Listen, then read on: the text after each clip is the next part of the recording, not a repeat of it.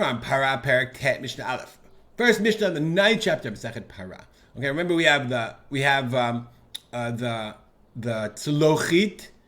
The Bartunura says there's a new kind of kli that tzlochit is like a little flask, but it's a kli shenotlim ba mayim mekudashim. It's the kli, the vessel that you put in the water. Mayim mekudashim is after the ashes have been put in. Lachar sheyishlichet ha'efer letochan. That's karui tzlochit. After you put the ashes, that's called the tzlochit. So the tzlochit is, you took the water, you put the water in the shoket. The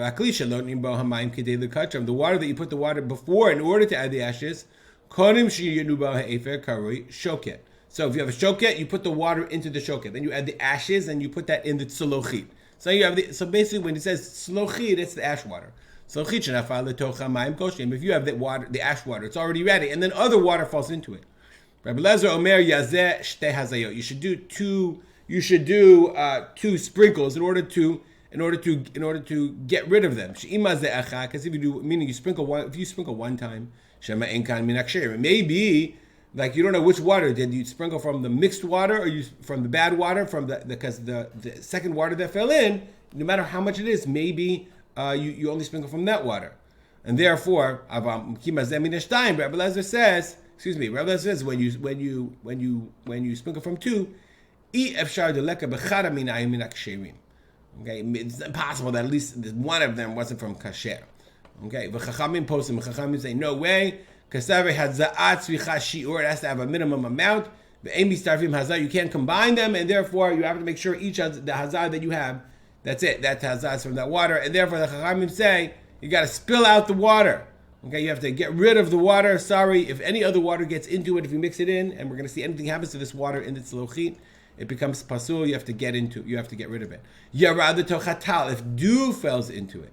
Rabbi Lezer Omer yani cheda b'chama v'atal olah. Rabbi Lezer says, leave it in the sun, the tal will evaporate. The Chachamim again say, no, you can't. Doesn't work. Okay, it's pasul.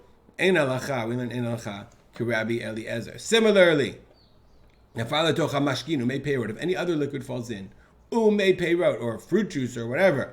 You have to pour it out, and then if you want to use this tzlochit again before you use it, you have to dry it out. The reason you have to dry it out is to make sure there's no non-kosher liquid before you start again. Dio kumos v'kankantam. If you use ink, or these are different kinds of roots that are used for ink. Look at this Svarya for a second. He calls it gum or sulfate of copper. Right, kumus and kankantom. These are things that are made from ink. Anything that's used as a dye, dye. Then then you have to pour it out. You have to get rid of it. You have to get rid of the water. The water has become discolored, but you don't have to dry it out totally, because if there's any left, when you put in new water, you'll know, because it will color the water.